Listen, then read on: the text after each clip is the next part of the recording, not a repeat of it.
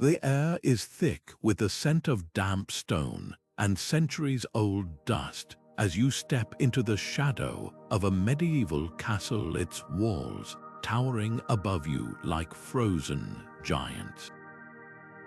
These aren't just piles of rock, they're the fingerprints of genius, the life's work of architects who didn't just build fortresses, but engineered the very fate of nations. Picture this: a single blueprint could decide the outcome of a siege, a cleverly placed tower could sway a war, and the right design could make a king immortal. These architects were the unsung puppeteers of power, their chisels carving history itself into the bedrock of Europe. What if I told you that behind every great castle stood not just a ruler's ambition, but a mastermind, a visionary who could bend stone to their will? These weren't mere laborers, they were strategists, artists, and sometimes even spies, navigating a world where one wrong design could mean exile, or worse. Their stories are woven with threads of brilliance and betrayal, of soaring triumphs and sudden downfalls. Think of the castles you've seen in paintings or ruins. Those jagged silhouettes against the sky were once the cutting-edge technology of their time, and the minds behind them held more influence than most knights or nobles.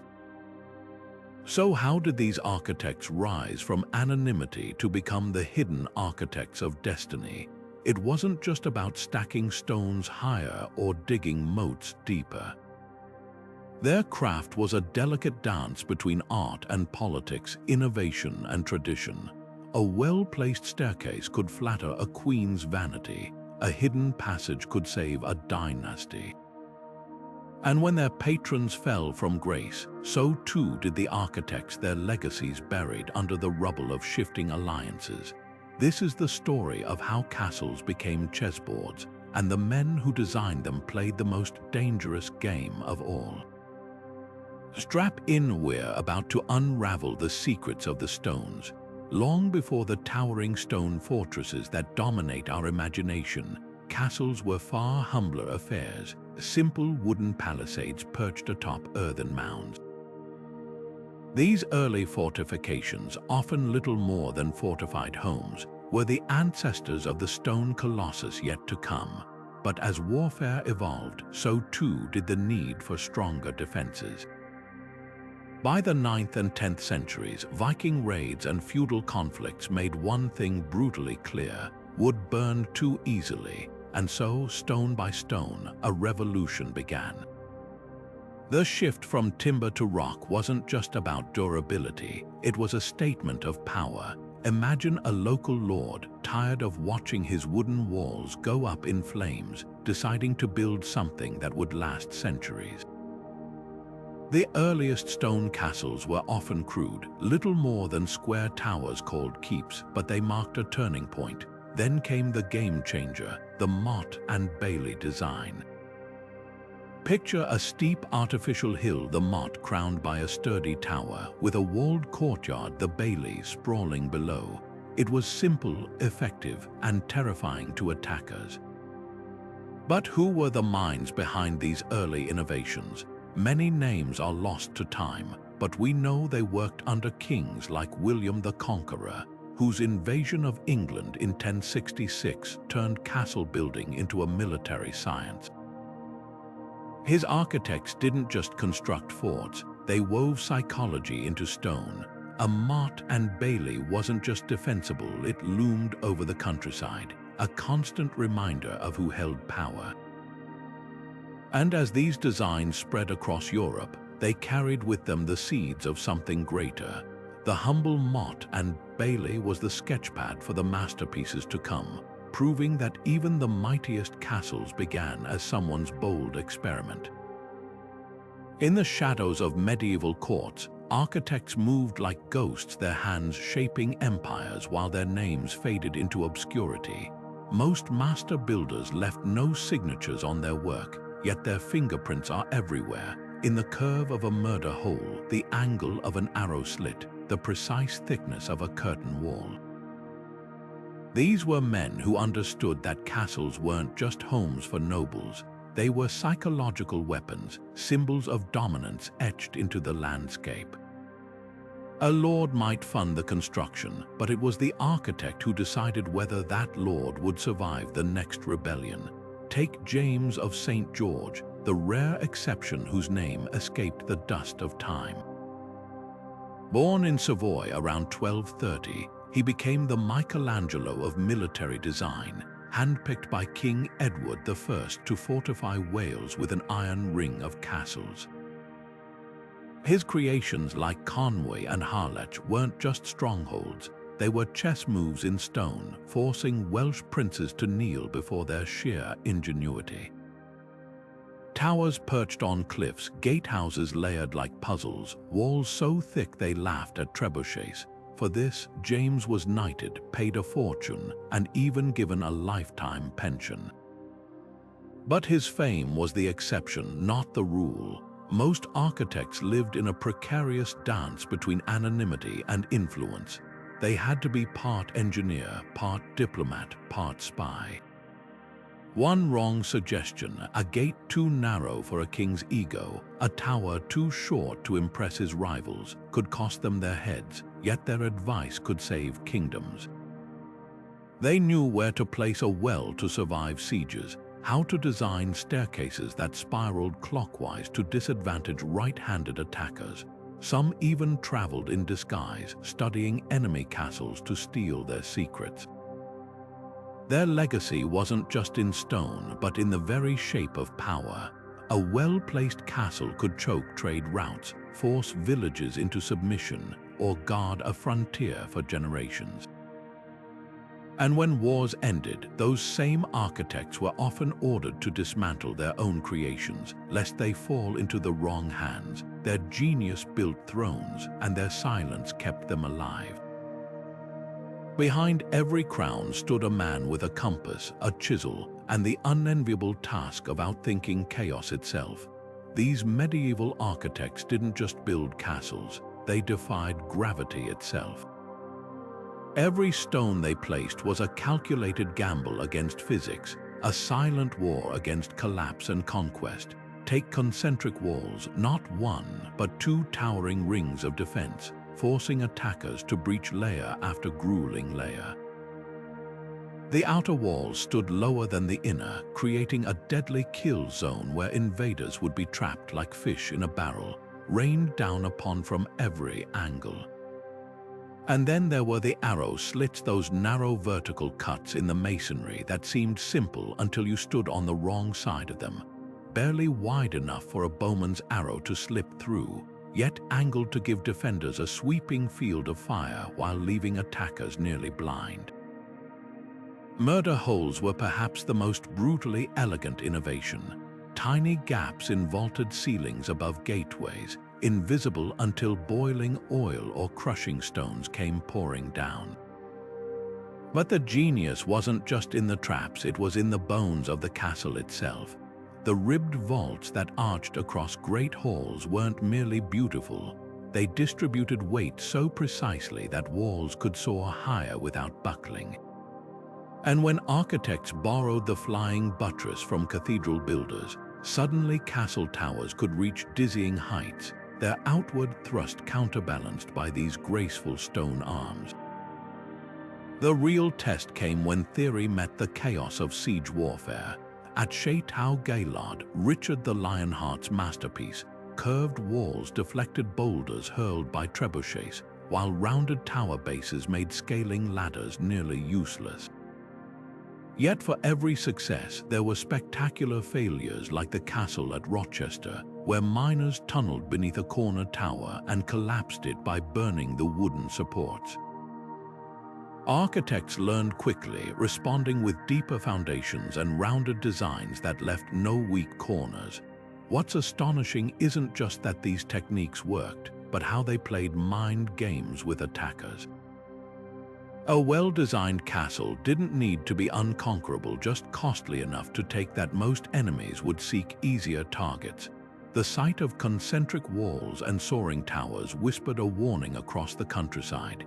Here lies not just stone, but the cunning of men who'd thought 3 steps ahead of any invader. And as warfare evolved, so did these silent sentinels, adapting until the very mathematics of their curves and angles became a language of dominance written across the hills of Europe. Every castle was a carefully crafted lie, a theater of power where architecture told a story far bigger than its walls. Those soaring keeps weren't just defensive, they were propaganda carved in limestone, designed to make peasants look up and enemies think twice.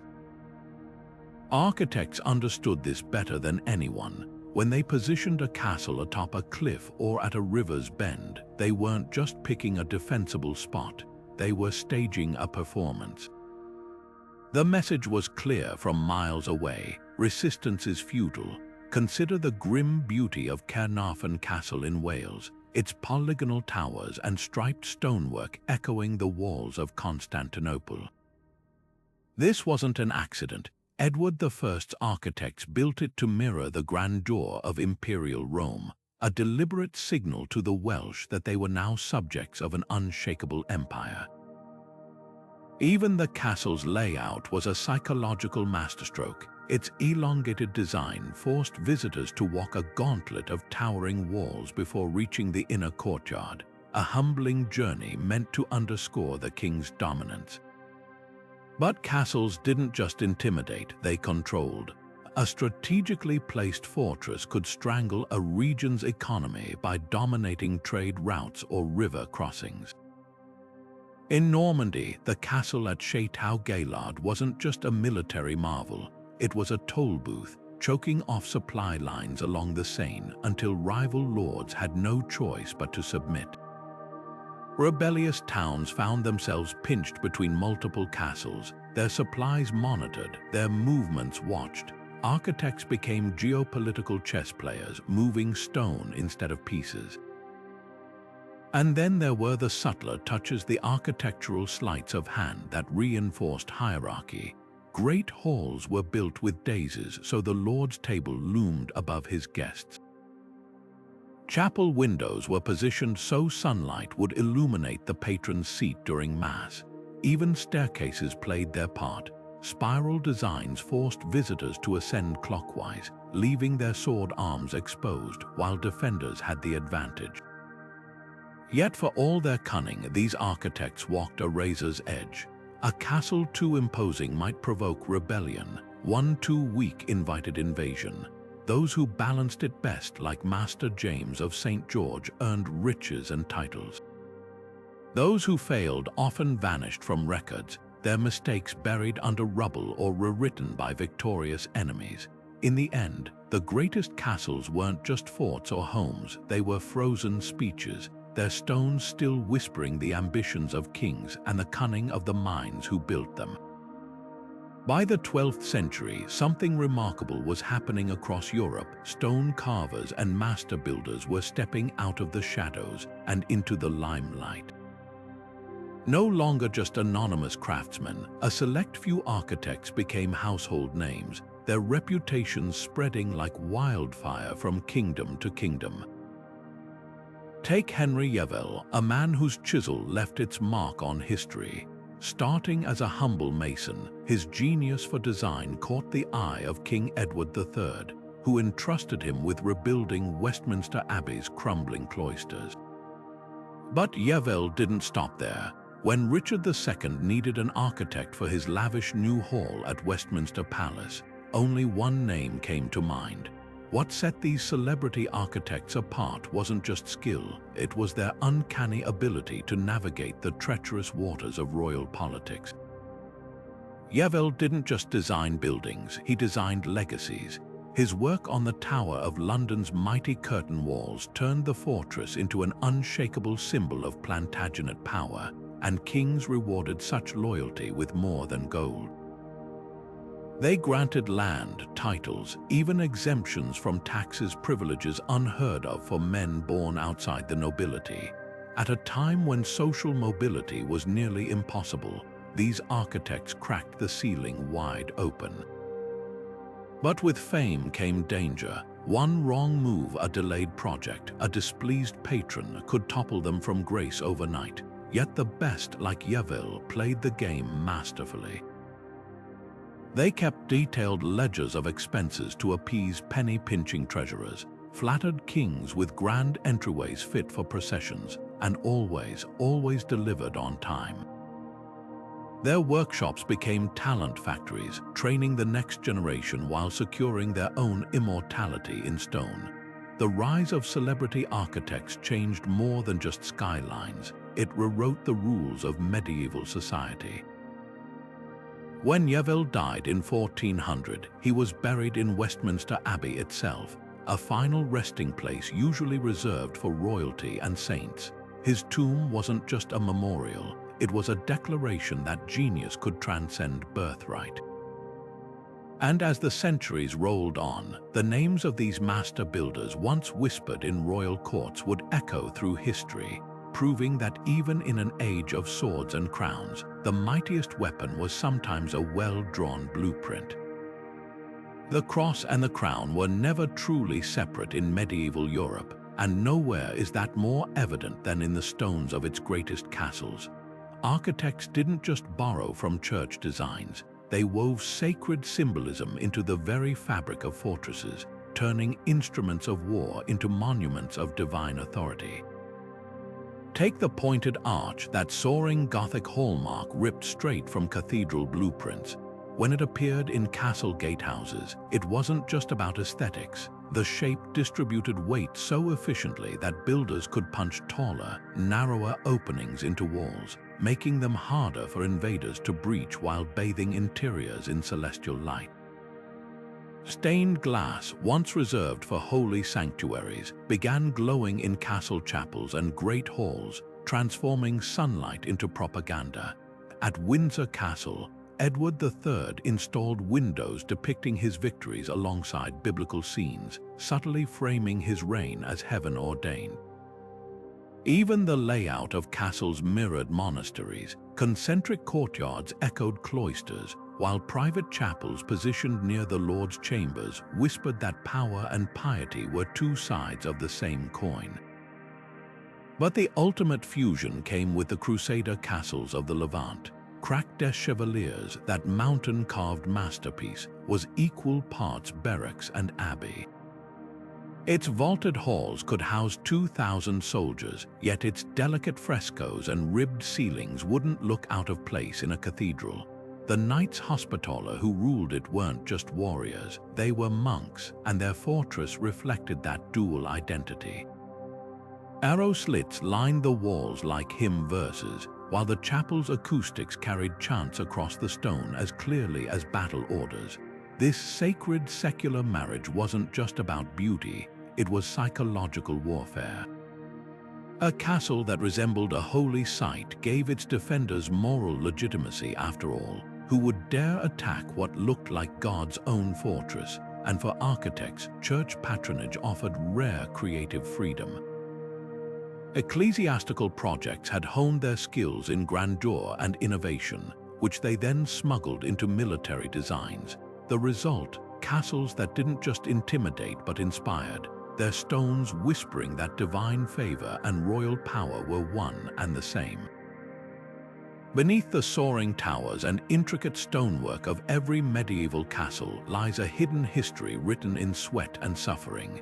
While we marvel at these architectural wonders today, their construction was a brutal ordeal, one that demanded not just skill but an unimaginable human toll. Picture the scene: thousands of laborers, backs bent under the weight of quarried stone, their hands cracked and bleeding as they hauled blocks heavier than oxen. Many weren't volunteers but conscripts pressed into service by local lords, or worse, enslaved prisoners of war. For them, the castle wasn't a symbol of power but a prison they built with their own hands. Danger lurked at every turn, ropes frayed and snapped, sending blocks plunging onto workers below. Scaffolding collapsed under the weight of wet mortar, burying men in rubble. Winters brought frostbite, summers bred dysentery in cramped, filthy camps. And then there were the quarries, those gaping wounds in the earth where workers toiled in perpetual twilight, their lungs filling with stone dust. Historians estimate that building a single major castle could claim hundreds of lives, their names erased by time, their bones buried beneath foundations as anonymous as the gravel used to fill the mortar. For the architects overseeing this carnage, the pressure was relentless. Kings and nobles measured their reputations in stone, and delays or design flaws could spell disaster. When Henry III's castle at Montgomery collapsed during construction, the engineer in charge vanished from records, likely dismissed in disgrace or worse. In Byzantium, the legendary architect Isidore of Miletus faced execution when his dome for Hagia Sophia first failed, only to be spared when his second attempt succeeded. Every blueprint carried a silent ultimatum: perfection or ruin. Yet the cruelty of castle building wasn't just physical, it was financial.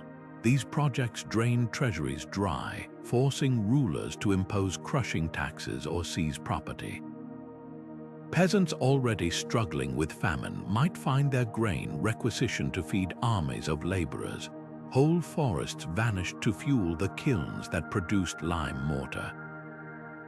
And when the money ran out, as it often did, workers were left unpaid, their families destitute. The bitter irony: many of those who built these fortresses would never be allowed inside them. Once completed, castles became exclusive domains of the elite, their gates barred to the very hands that shaped them. Today, as we walk through restored ruins or admire towering battlements, it's worth pausing to listen for the echoes of those forgotten voices, the coughs of quarrymen, the groans of oxen dragging sledges, the whispered prayers of laborers who knew their deaths would be as unremarkable as their lives. The stones remember, even if history rarely does. Siege warfare wasn't just a test of strength. It was a high-stakes chess match between architects and attackers, where every move sparked a countermove. Imagine the thunderous impact of a trebuchet's projectile slamming into a castle wall, sending shockwaves through the masonry. Early stone fortresses crumbled under such assaults, their square towers offering flat, vulnerable targets. But architects learned fast. By the 12th century, a revolution in design was underway. The round tower, curved surfaces deflected boulders like a shield, sending them skidding harmlessly into moats. At Chateau-Gaillard, Richard the Lionheart's engineers took it further, adding sloping bases so rocks would ricochet like skipped stones. Then there were the moats, no longer just watery ditches but layered defenses. Dry moats lined with sharpened stakes forced attackers to funnel into kill zones, while flooded ones hid submerged obstacles to gut boats. At Kenilworth Castle, the Mere, a vast artificial lake swallowed entire armies, its depth calculated to render siege towers useless. But perhaps the most brutal innovation was the bent entrance. Gatehouses became deadly mazes, forcing enemies to zigzag under murder holes while defenders rained down arrows and burning pitch from above. Mining posed another nightmare. Attackers would tunnel beneath walls, propping them with wooden beams before setting them ablaze. The collapse could bring down entire sections. Architects countered with deeper foundations and even built countermines, secret tunnels of their own to intercept the diggers. At Dover Castle, underground listening posts detected the faintest pickaxe strikes, giving defenders time to flood the tunnels or collapse them preemptively. Yet the most ingenious adaptations were psychological. Machicolations, those stone galleries jutting from parapets, weren't just for dropping projectiles. Their shadowed openings made defenders invisible until death came from above. And arrow slits, angled to give archers a sweeping field of fire, turned walls into deadly honeycombs. Each innovation forced besiegers to rethink, to invent bigger trebuchets, longer ladders, deeper mines. But for every new weapon, architects had an answer proof that in medieval warfare, brains often triumphed over brute force. The castles that still stand today are the ones where the architects outthought every siege engine, every army, every desperate gambit. Their legacy isn't just in stone, but in the relentless ingenuity that turned defense into an art form. The thunder of cannon fire in the 14th century didn't just shatter castle walls, it shattered an entire way of life for the architects who'd spent generations perfecting them. For centuries, their designs had been the ultimate defense, but gunpowder made those towering stone masterpieces as vulnerable as sandcastles at high tide. At the siege of Constantinople in 1453, the Ottomans' massive cannons reduced the legendary Theodosian walls, once considered impregnable, to rubble in weeks. The message was clear: the age of the castle was ending, and architects faced a brutal choice: adapt or fade into irrelevance. Some did pivot brilliantly, reinventing military architecture for this new era. The Star Fort emerged as the castle's successor, with low, thick walls angled to deflect cannonballs and sprawling earthworks to absorb impacts. Brilliant minds like Vauban in France became the new rock stars of defense, designing intricate bastions where overlapping fields of fire turned battlefields into kill zones. But for every architect who mastered this new style, a dozen found themselves stranded in the past. The craftsmen who'd spent lifetimes carving arrow slits now watched as their life's work was blasted apart by weapons they'd never trained to counter. Politics accelerated their decline just as sharply as artillery.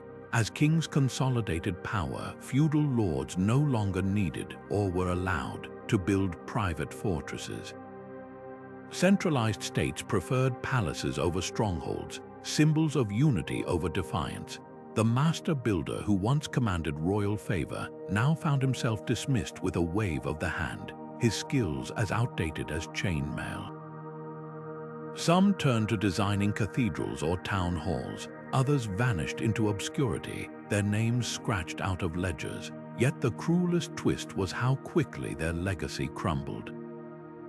Castles that had stood unbreached for centuries were deliberately slighted, partially demolished by royal decree to prevent rebellion. Others were abandoned, their once proud halls left to decay as the world marched on. The architects who'd shaped kingdoms now haunted construction sites as relics, their greatest achievements reduced to quarries for villagers stealing stone. But in their fall lies an unexpected lesson. Even the mightiest designs are fleeting, and the true test of genius isn't just in building wonders, but in knowing when the world no longer needs them. The greatest tragedy of medieval castle building wasn't just the fallen stones, it was the vanished minds behind them. For every master architect whose name survived, like James of St. George, countless others took their secrets to the grave. These weren't just lost blueprints. They were entire ways of thinking, refined over lifetimes, and then erased by time, war, or simple neglect. Imagine a builder who knew how to mix mortar so strong it fused stones for centuries, or how to align towers so precisely they tracked the solstices, only for that knowledge to dissolve like morning mist. Today, experimental archaeologists piece together these puzzles like detectives at a crime scene. At Guy-d'Ellen Castle in France, a team is rebuilding a 13th century fortress using only period tools and techniques. The challenges are staggering. How did laborers hoist 2-ton blocks without cranes? The answer lies in ingenious wooden lifting devices called squirrel cages, giant hamster wheels powered by workers walking inside them. How did they shape stone so precisely?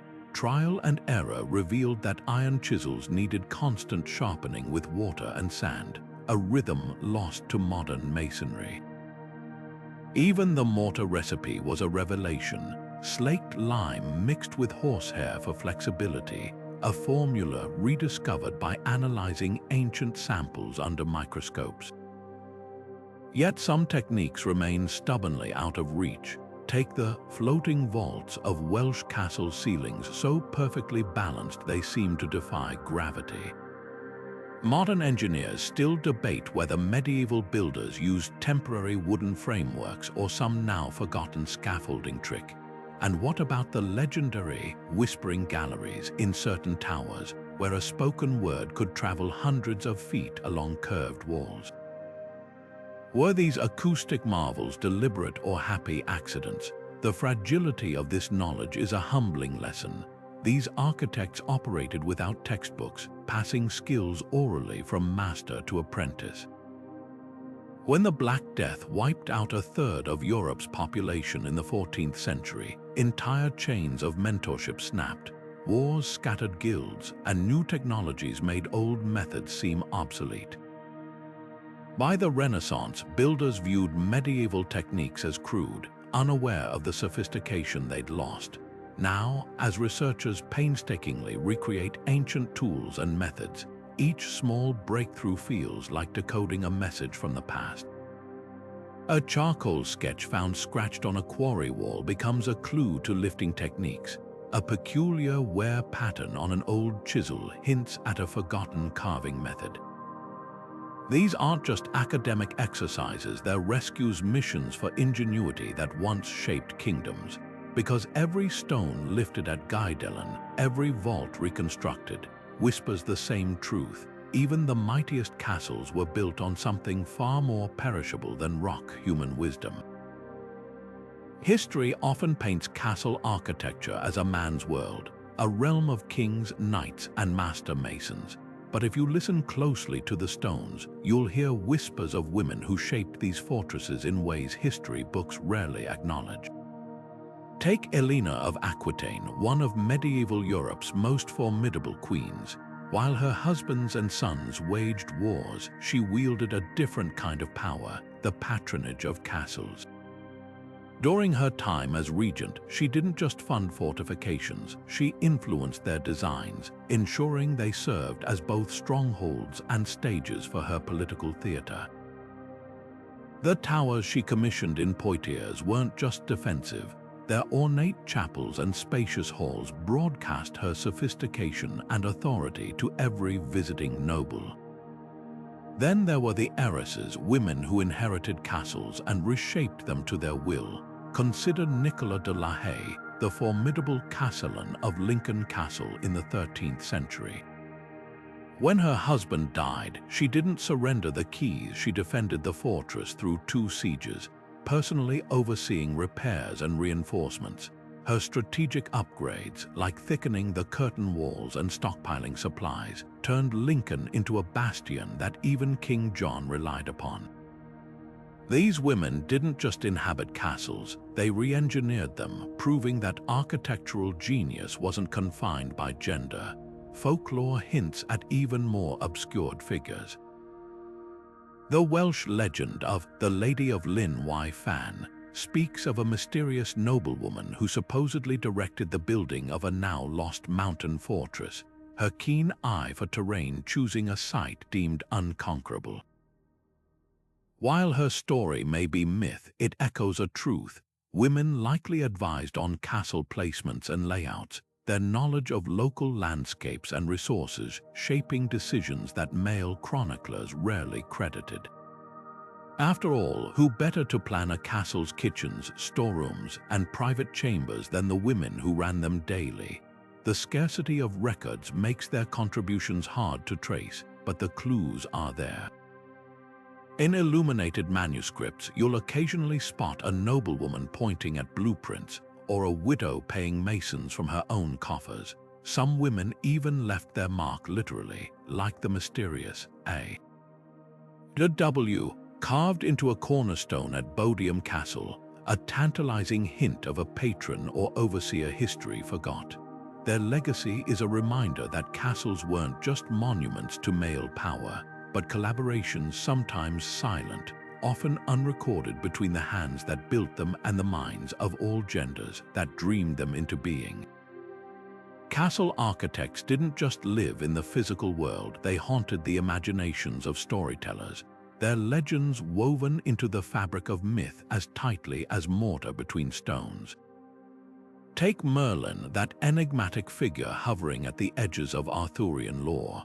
While we remember him as a wizard, medieval texts often cast him as a master builder, his magic indistinguishable from architectural genius. In Geoffrey of Monmouth's tales, Merlin doesn't just advise kings. He single-handedly transports Stonehenge's monoliths from Ireland to England, a metaphor for the near-superhuman feats of real-life engineers. These stories whispered a truth. The line between architect and sorcerer was thin because both could bend the natural world to their will, but myths also carried warnings. Across Europe, a chilling folktale repeated itself, the tale of the walled-up architect. In one version, the master builder of Romania's Curtea de Argeș monastery is sealed alive within its walls to ensure its stability, a sacrifice demanded by his patron. Similar legends cling to bridges from Germany to the Balkans, where builders were said to mix mortar with their wives' blood or bury children in foundations. These weren't just macabre stories, they reflected real medieval fears. When a castle's survival meant life or death for hundreds, the pressure on architects was cosmic. If a tower collapsed or a gate failed, who better to blame than the man who designed it? Literature amplified these tensions. In the Norse saga of master builder Ragnar, a craftsman so skilled he could make stone sing, is ultimately tricked and killed by jealous rivals, a stark reminder that brilliance invited danger. Even Chaucer's Canterbury Tales hints at it, with the yeoman's cryptic references to alchemists often conflated with architects whose knowledge could uplift or destroy them. What these stories share is a duality, architects as both revered and feared, their gifts lifting them to greatness while making them targets. Perhaps the most poignant legacy lies in the anonymous ballads sung by masons themselves. The Lay of the Master Builder, passed down in guild halls, tells of an old architect who toils for decades on a cathedral, only to see its spire collapse on the day of consecration. Broken, he disappears into the forest, but years later, a stranger arrives to rebuild it perfectly. The twist: the stranger is the architect's own son, trained in secret. Here lies the real medieval truth. An architect's immortality wasn't in stone, but in the knowledge they passed on, even when history forgot their names. These myths endure because they capture a profound truth that castles were more than fortresses. They were dreams given form, and the architects who shaped them danced between mortality and myth long after their chisels fell silent. Walk through any modern city, and you'll unknowingly be surrounded by the ghosts of medieval architects, those towering skyscrapers with their steel skeletons.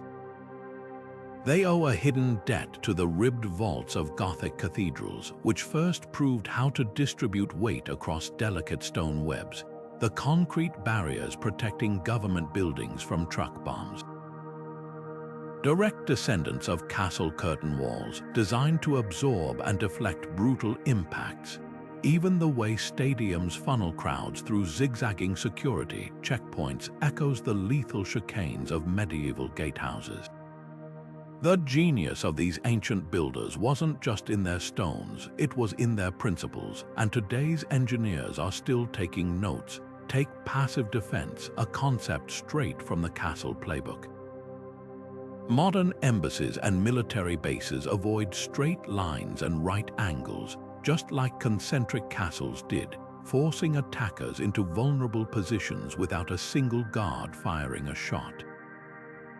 The twisting approach to London's MI6 headquarters, for example, mirrors the bent entrances of Edward I's Welsh fortresses, both designed to slow and expose intruders. Even earthquake-resistant buildings borrow from medieval tricks. The same flying buttresses that kept cathedral walls standing now inspire shock-absorbing supports in skyscrapers, allowing them to sway rather than snap during tremors. Then there's sustainability. Medieval architects were masters of working with nature, not against it.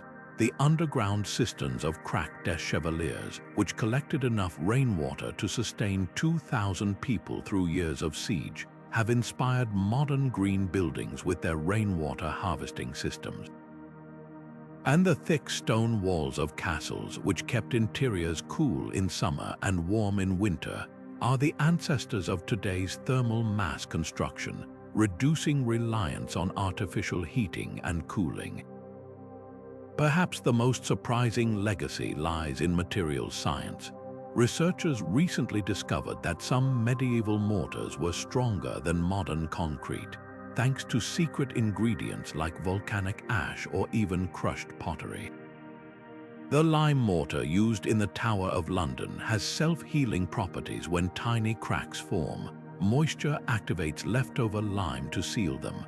Scientists are now racing to replicate this for modern infrastructure, hoping to create roads and bridges that repair themselves. The lesson isn't just about copying old designs, but understanding the thinking behind them. When engineers study how Dover Castle's builders angled walls to deflect cannon fire, they're not planning for trebuchets, they're learning how to design blast-resistant structures. When they analyze the precise curves of a Romanesque arch, they're uncovering principles that could shape next-generation space habitats. The medieval architect's true legacy isn't frozen in ruins. It lives every time a modern builder looks at a 700-year-old solution and whispers, "That's brilliant." Because great design, it turns out, is timeless. High atop a sheer cliff overlooking the Seine River, Château Gaillard wasn't just a castle, it was a declaration carved in limestone. Built in just 2 years at Richard the Lionheart's furious command, this fortress defied every convention of its time. Its unknown architect, likely a seasoned veteran of Crusader campaigns, pulled off what seemed impossible, a castle so advanced it looked like it had leapt a century ahead. The concentric rings of walls weren't merely stacked defenses. They were a deadly trap, forcing attackers to fight through layer after layer while exposed to arrows from every angle. But the real stroke of genius was the cliffside. By integrating the natural rock into the design, the architect turned geography itself into a weapon any army foolish enough to attack would have to scale vertigo-inducing heights under a hail of death. Yet for all its brilliance, Château Gaillard's downfall revealed the harsh truth no architect could escape. Every innovation invites a countermove. When Philip Roman II of France laid siege in 1204, he didn't rely on brute force alone. His troops exploited one tiny flaw, a poorly guarded latrine chute, to infiltrate the inner sanctum. But the real lesson wasn't about toilets, it was about overconfidence. Richard's architect had designed Gaillard to withstand frontal assaults, not the creeping, relentless pressure of a siege that starved defenders into submission. The castle's fall sent shockwaves through Europe, proving even the mightiest stronghold could be undone by patience and ingenuity. Today, Gaillard's broken walls whisper a paradox. Its ruins showcase revolutionary details like those curved bastions, the first of their kind, that would inspire castles for generations. But the crumbling stones also bear silent witness to the architect's miscalculation. He built for the wars of the past, not the future. In the end, Château Gaillard stands as both triumph and cautionary tale, a reminder that the greatest designs are those that adapt, and that even stone, for all its permanence, is no match for the relentless march of time and change. Gundulf of Rochester wasn't your typical medieval architect. He was a monk who wielded a chisel like a prayer, turning stone into scripture. When William the Conqueror commissioned him to build the Tower of London's iconic White Tower in the late 11th century, Gundulf didn't just construct a fortress, he engineered a psychological masterpiece. The sheer scale of the tower's walls, nearly 15 feet thick at the base, sent an unmistakable message to rebellious Londoners. Norman rule was carved in stone. But look closer, and you'll see the subtle genius of a man who understood that true power needed more than brute strength. The tower's chapel, tucked inside like a sacred heart, wasn't an afterthought. Its rounded arches and quiet elegance whispered that divine favor backed the Norman crown, blending intimidation with piety in a way only a monk architect could achieve. Gundulf's background was his secret weapon. Trained in the monastic traditions of Bec Abbey in Normandy, he'd spent years studying geometry and sacred architecture, skills he now applied to military design. The White Tower's layout was a revelation. 4 stories of meticulously planned space, with the grand hall strategically placed above storerooms, so any fire set by attackers would spread upward, not into vital supplies. Even the spiral staircases were tactical, twisting clockwise to give right-handed defenders the upper hand. But what truly set Gundulf apart was his ability to think like both a soldier and a scholar. The tower's exterior might loom like a clenched fist over the Thames, but inside, its chapel's delicate columns and precise acoustics revealed a mind equally devoted to beauty and precision.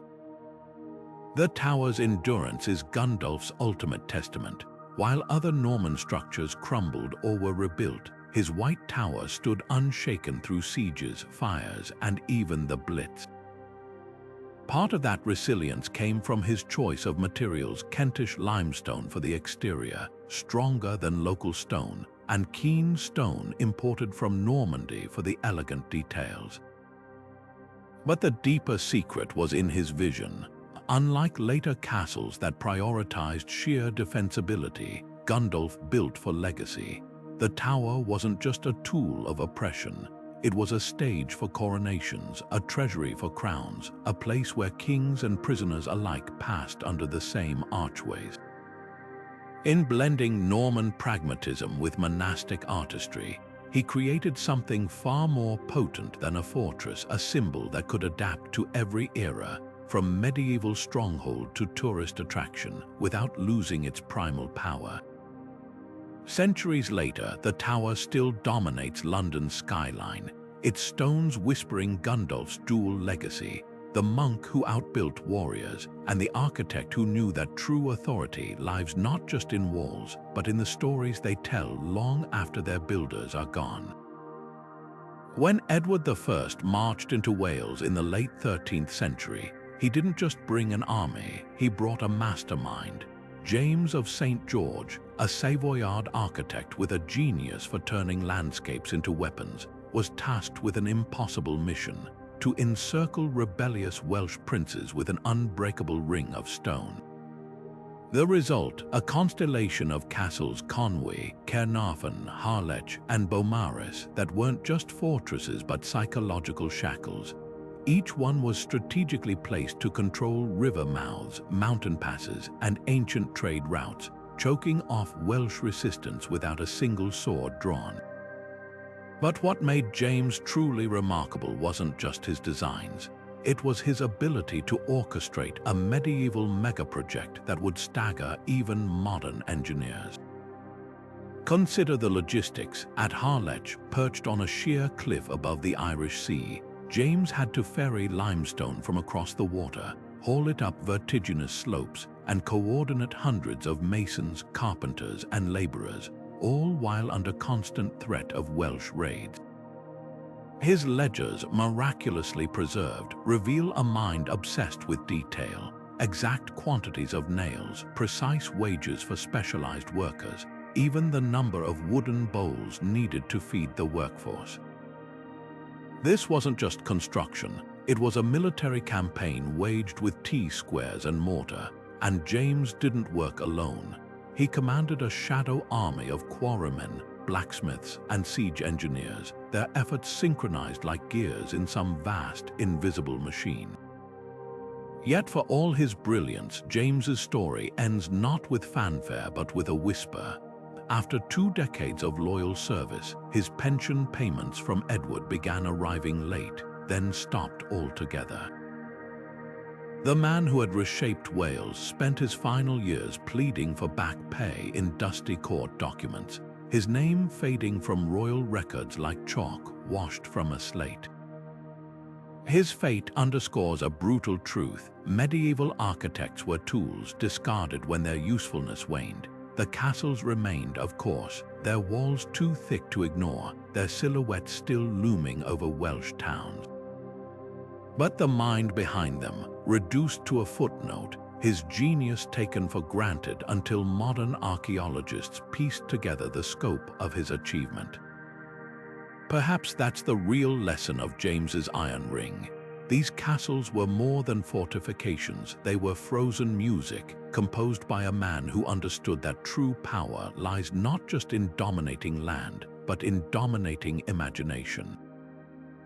Walk through the soaring gatehouse of Caernarfon, with its polygonal towers echoing imperial Rome, and you're not just seeing stone, you're seeing propaganda carved by a man who knew exactly how to make rebellion seem futile. Climb the staircases of Conwy, each step designed to exhaust attackers before they even reach the battlements, and you're witnessing psychological warfare disguised as architecture. James's obscurity might have been inevitable, but his legacy is anything but silent. Those weathered walls still whisper his name to those who know how to listen, a reminder that even the grandest monuments begin as sparks in some forgotten genius's mind.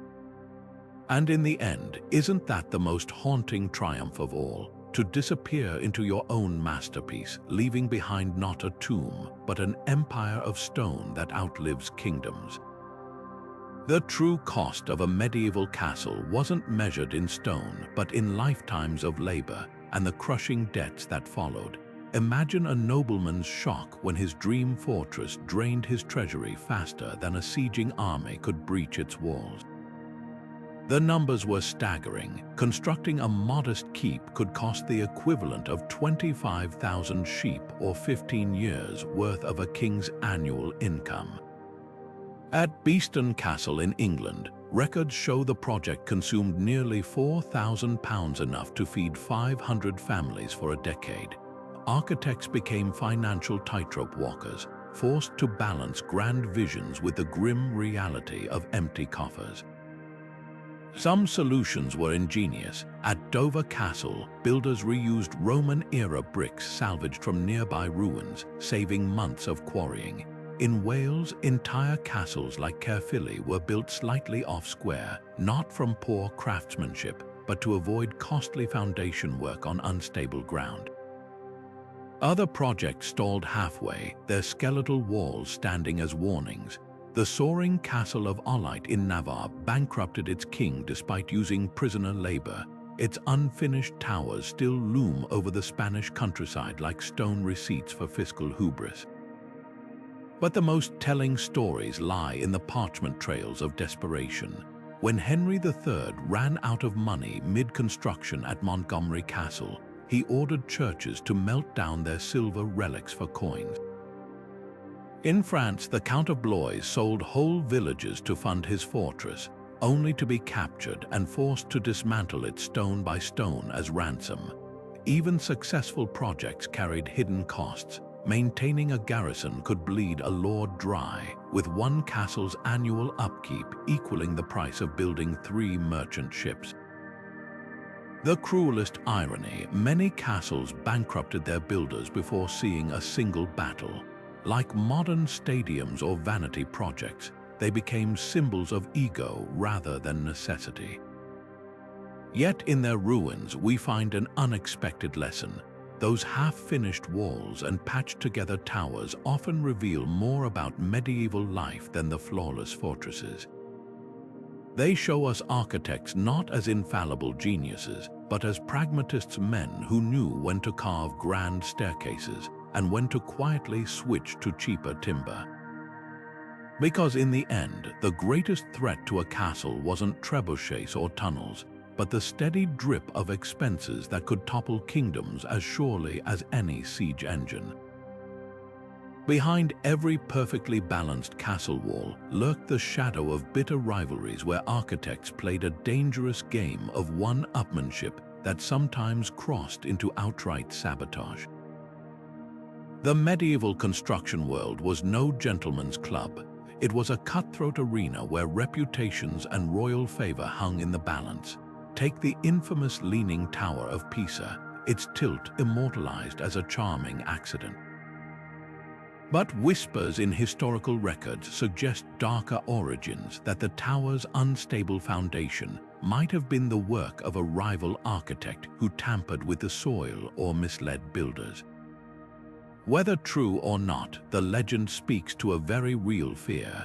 In an era when a single structural flaw could cost lives and fortunes, betrayal often came dressed in a competitor's blueprint. The stakes couldn't have been higher. An architect's career depended on delivering impregnable fortresses on time and under budget, and rivals knew exactly where to strike. Some spread rumors of weak mortar or cursed construction sites to spook laborers. Others bribed quarrymen to deliver inferior stone or sabotaged scaffolding under cover of night. At Mont Saint-Michel, chronicles hint that a disgraced master builder deliberately weakened a section of the abbey's walls, leading to a collapse that killed 12 workers, a crime allegedly punished by sealing the man alive within the rebuilt masonry. Yet the most insidious conflicts played out in the courts. Architects vying for the same commission would often disparage each other's designs as backward or unholy, leveraging superstitious fears to sway patrons. In 1284, a Spanish architect lost a cathedral contract after rivals convinced bishops his plans resembled a Saracen mosque. Others weaponized delays, like the case of Milan's cathedral, where competing factions deliberately misinterpreted measurements, dragging construction out for centuries while blaming one another for the chaos. What makes these rivalries so revealing isn't just the pettiness, but the pressure behind it. A single failed project could exile an architect to obscurity, while a rival's success might mean the difference between a knighthood and a pauper's grave. The stones themselves bear witness. Subtle variations in masonry at castles like Kenilworth suggest hurried repairs after suspected tampering, while mismatched arches in some French cathedrals hint at mid-project takeovers by rival guilds. These silent scars remind us that for all their brilliance, medieval architects were human, caught between ambition and survival, where trust was as fragile as the lime mortar binding their legacies together. By the 15th century, the thunder of gunpowder wasn't just toppling castle walls, it was reshaping the very purpose of architecture itself. Kings no longer needed impenetrable fortresses, they wanted stages for their grandeur, and the architects who once built for war now found themselves drafting for dazzle. Enter Filippo Brunelleschi, the Florentine genius who embodied this seismic shift. Fresh from reinventing cathedral domes, he turned his eye to palaces, weaving subtle defensive touches into designs that whispered power rather than screaming it. His Palazzo Pitti in Florence still had thick lower walls, a nod to siege-proofing, but its soaring windows and graceful courtyards proclaimed a new era where beauty was as strategic as battlements. This transition wasn't just about aesthetics, it was a survival pivot for architects themselves. Those who clung solely to military designs faced obsolescence, while visionaries like Leon Battista Alberti reimagined security through elegance. His Tempio Malestiano in Rimini disguised fortress-like strength behind classical facades, proving that intimidation could wear a mask of harmony. Even moats didn't vanish. They became ornamental water gardens, like at France's Château de Chenonceau, where a defensive ditch transformed into a shimmering reflection pool beneath arched galleries.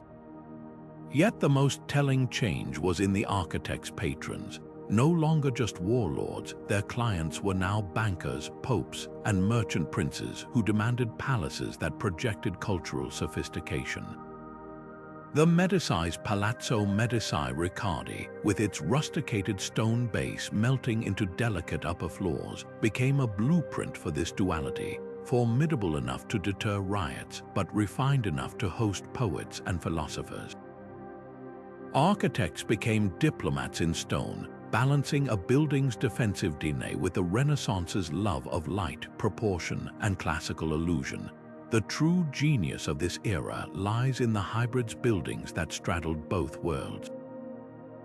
Take Urbino's Ducal Palace, where Federico da Montefeltro's study hid behind a facade of scholarly elegance, yet secret passages allowed swift escapes during uprisings. Or the Alhambra in Granada, where Nasrid rulers replaced crude murder holes with lattice screens that filtered sunlight and sniper arrows with equal artistry. These weren't compromises, they were alchemy, turning the lead of medieval militarism into the gold of humanist splendor. For the castle architects who couldn't adapt, the writing was literally on the wall. Their towering keeps became obsolete, some dismantled for palace stone, others left as romantic ruins. But the greatest among them, the Brunelleschi, the Albertis, understood that survival meant embracing a paradox. The future belonged to those who could make power look effortless. Their legacy whispers through every arched gateway and sunlit courtyard, a testament to the timeless truth that even the mightiest walls must eventually bend to the spirit of their age. Beneath the tangled roots of ancient forests and the soft curves of grassy mounds, secrets have slept for centuries until now. Modern Lydia technology, that laser-eyed wizardry that strips away layers of earth and vegetation, is pulling lost castles back into the light. Picture a drone humming over the English countryside, its lasers painting the land in invisible dots. When the data streams in, researchers gasp. The ghostly outline of a moat emerges, then the jagged footprint of a keep no historian knew existed. These aren't just ruins, they're time capsules, revealing chapters of architectural history we thought were erased forever. Take the recent discovery in Ireland's County Tipperary, where Lydia exposed the sprawling foundation of a 13th century fortress buried under farmland. Local legends spoke of a vanished castle, but no one expected to find its concentric walls perfectly preserved beneath the soil. The design was revolutionary for its time, a double ring of defenses predating Edward I's Welsh castles by decades. Who was the genius behind it? The records are silent, but the stones whisper of an innovator whose ideas may have inspired kings. Across Europe, similar stories unfold. In Poland, lasers revealed a Teutonic knight stronghold swallowed by marshland, its waterlogged timbers telling tales of ingenious hydraulic engineering. In Spain, a hill long thought to be natural terrain turned out to be a deliberately sculpted motte, hiding the skeleton of a Moorish citadel. Each discovery chips away at old assumptions. That primitive 11th century design turns out it had sophisticated drainage systems rivaling Roman aqueducts.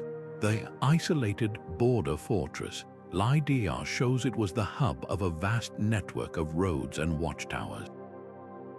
The real tragedy and thrill is the anonymity. These castles were clearly the work of masterminds, yet their names are dust. A Welsh proverb says, "A man's story lasts only as long as his grave is tended." But Lydia gives us a chance to tend these unmarked graves of genius.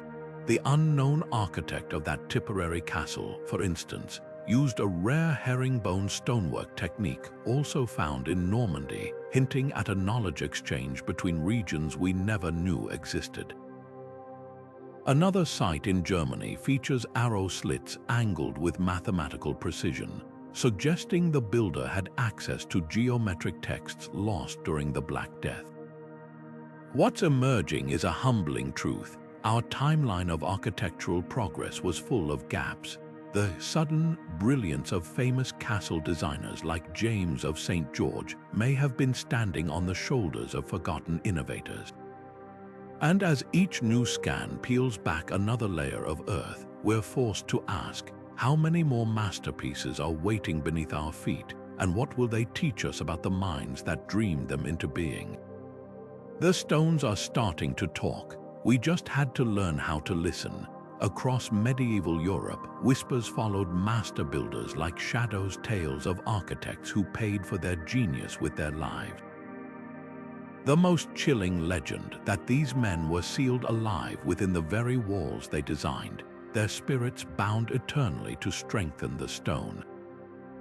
At Romania's Curtea de Argeș monastery, locals still point to a reddish stain in the mortar, claiming it's the blood of Master Manol, walled up by his patron to ensure the building's stability. Similar stories cling to bridges from Germany to the Balkans, where builders were said to bury their wives or children in foundations to quench the thirst of the structures. But beneath the macabre folklore lies a darker truth. These myths weren't just campfire tales, they reflected the very real peril of an architect's craft. Consider the case of the original London Bridge, completed in 1209 under Peter of Colechurch's direction. Chronicles hint he died mysteriously before its inauguration, sparking rumors that his death was the price for its endurance. Then there's the Welsh legend of the cursed architect of Caernarfon, a nameless builder who supposedly perished in a fall from the Eagle Tower after boasting his work would outlast God's judgment. Whether these stories held grains of truth or were pure invention, they reveal something profound. Medieval societies viewed castle architects with a mix of reverence and terror. These men didn't just shape stone, they seemed to bend fate itself, and that kind of power demanded a reckoning. The so-called architect's curse wasn't just about superstition. It mirrored the brutal realities of the job. When a tower collapsed or a gate failed, patrons needed scapegoats, and who better to blame than the designer? Records from Burgundy describe an architect flogged through the streets after his cathedral's vault cracked during a storm. In Constantinople, Justinian allegedly threatened to execute Anthemius of Tralles and Isidore of Miletus if Hagia Sophia's dome faltered. The threat wasn't empty. In 1053, when an earthquake toppled part of that very dome, the supervising architect was publicly humiliated and stripped of his titles. Yet the most haunting legacy of these curses isn't in the bloodstains or the bones. It's in the way they transformed architects from craftsmen into something almost supernatural. Their blueprints were spells, their compasses divining rods. A well-built castle didn't just defy enemies, it seemed to defy nature itself, and that kind of power had to come from somewhere. So next time you walk through the ruins of a medieval fortress, listen closely. The wind whistling through the arrow slits might just be the echo of a master builder's final breath, his immortality purchased not with gold but with legend. The debate over castle preservation cuts deeper than stone. It's a collision of memory, authenticity, and the ghosts of those who built them. On one side, preservationists argue that letting castles crumble is a betrayal of the architects who poured their lives into these structures. Take Carcassonne in France, where Viollet-le-Duc's 19th-century restoration sparked outrage for adding fanciful turrets never seen in medieval times. Yet without his intervention, the entire fortress might have vanished, its ingenious double walls lost to time. Today, it's a UNESCO World Heritage Site, alive with visitors who walk the same ramparts where archers once stood. But at what cost to some? It's no longer a medieval castle but a Victorian fantasy, its original genius buried under layers of well-meaning guesswork. Then there are places like Dunluce Castle in Ireland, left to decay dramatically on its sea cliff. Archaeologists champion this approach, arguing that ruins tell their own story, one of slow surrender to nature, where ivy-clad walls whisper of time's inevitability. But even this hands-off method has consequences. At Tintern Abbey in Wales, delicate traceries of Gothic windows are now so fragile that a strong wind could topple them. Is it more respectful to let them fall naturally or to step in before history turns to dust? The tourism factor complicates everything. Visitors flock to perfectly preserved gems like Germany's Neuschwanstein, yet its fairy tale perfection is a mirage, built in the 19th century as a romantic homage to medievalism, not a genuine fortress.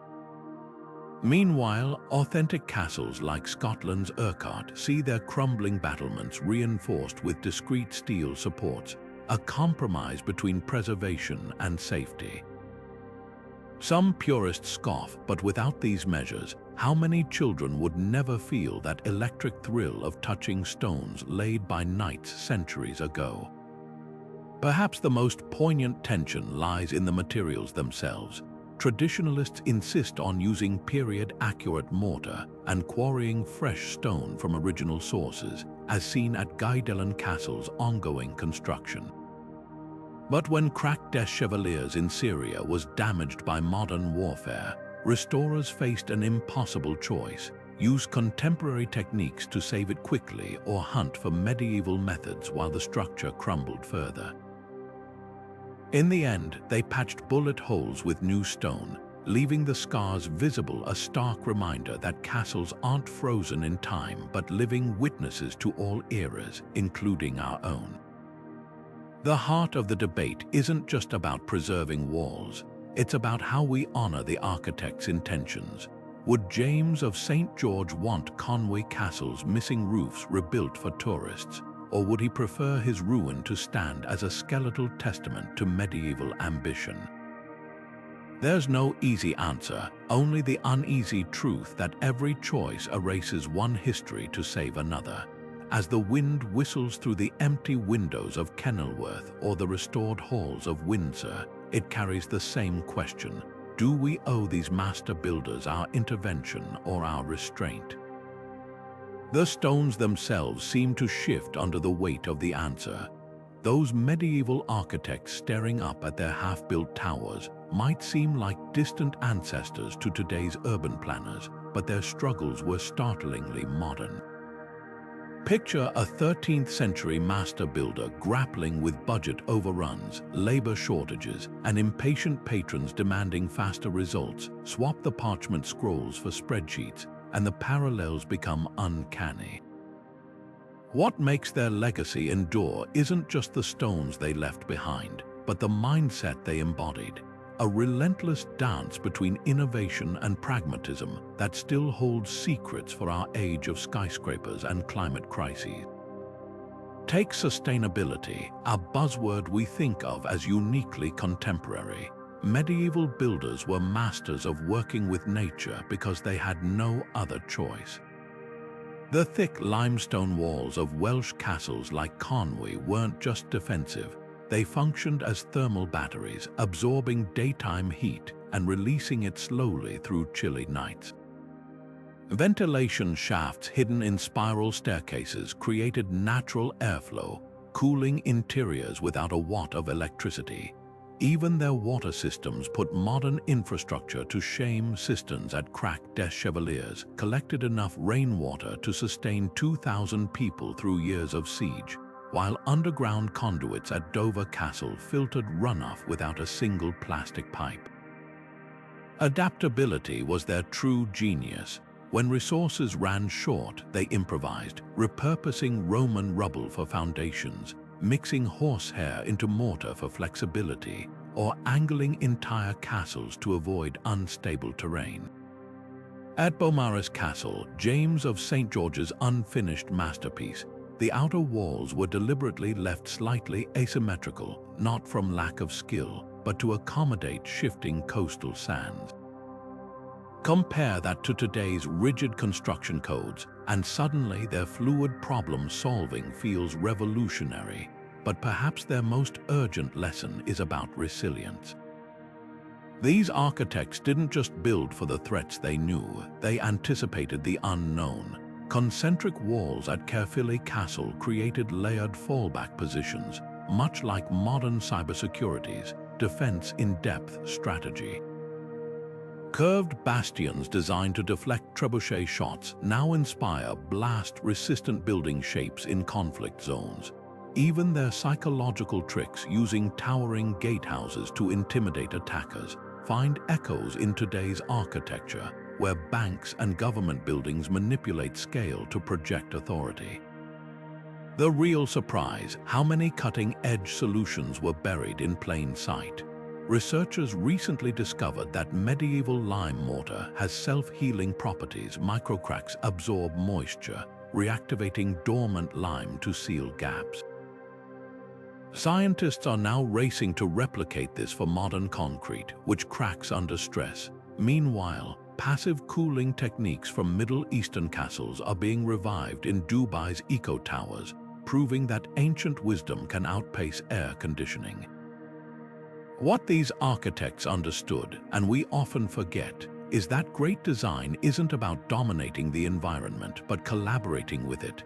Their castles rose from the land like natural formations, using local stone to blend into cliffs or hillsides. Today's glass and steel monoliths might gleam impressively, but they fight their surroundings, demanding constant energy to stay habitable. The difference is philosophical. Medieval builders saw themselves as part of an ecosystem, not its masters. As sea levels rise and cities grow overcrowded, their legacy offers more than nostalgia, it's a blueprint.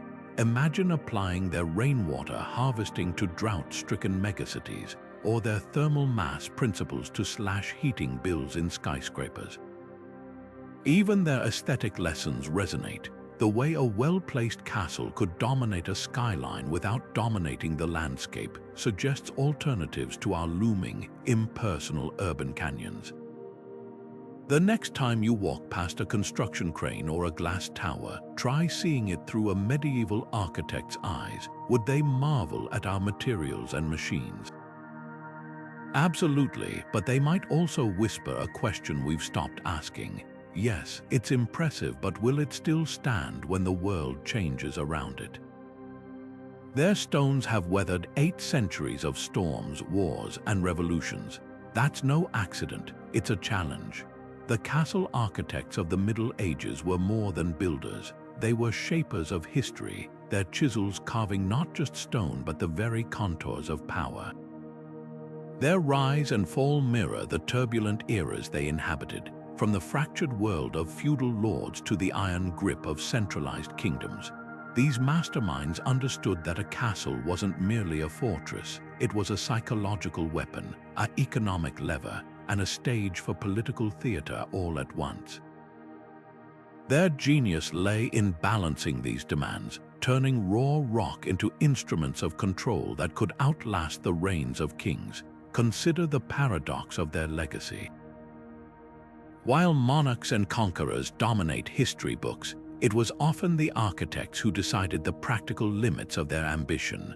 A ruler might dream of an impregnable stronghold, but only the builder knew whether the local limestone could support such grandeur or if the water table would flood the foundations.